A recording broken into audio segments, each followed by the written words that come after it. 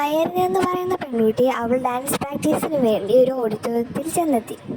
അവളുടെ കയ്യിൽ ഒരു ബാഗും ഒരു ഫോണും ഉണ്ടായിരുന്നു.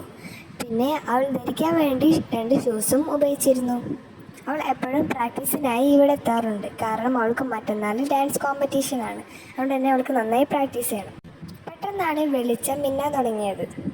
അവൾ അതൊന്നും കാര്യമാക്കാതെ വേറെ സ്ഥലത്ത് പോയി ഡാൻസ് കളിക്കുകയായിരുന്നു.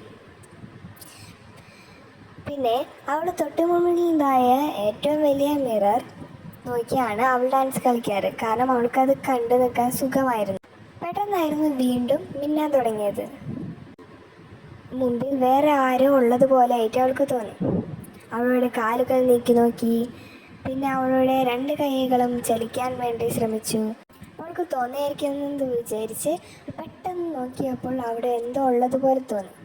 അവൾ പെട്ടെന്ന് തിരിഞ്ഞു നോക്കുമ്പോൾ അവളുടെ അതേ മുഖമായിട്ടുള്ള ഒരു പെൺകുട്ടി അവളുടെ മിററിൻ്റെ ഉള്ളിൽ നിൽക്കുന്നതായി അവൾക്ക് തോന്നി.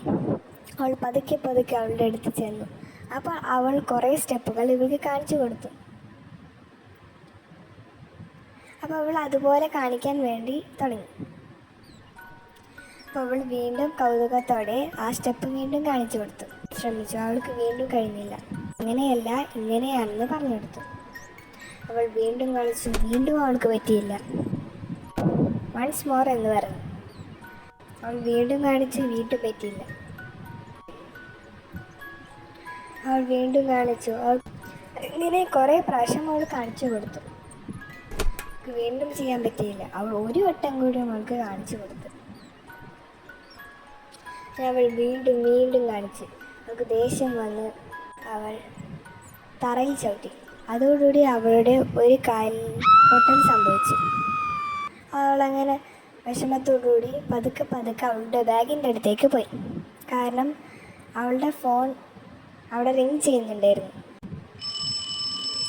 പക്ഷെ അവൾക്ക് അനങ്ങാൻ കഴിയുന്നില്ലായിരുന്നു. അത്ര വേദനയായിരുന്നു. അവൾ ആ പെയിൻ സഹിച്ച് പതുക്കെ പതുക്കെ മുന്നോട്ട് പോയി. എന്നാണ് അവൾ അവളുടെ കൈ പൊട്ടിക്കാൻ തുടങ്ങിയത്.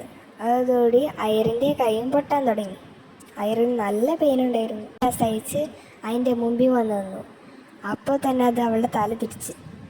അങ്ങനെ അവളുടെ ജീവിതം അവസാനിച്ചു.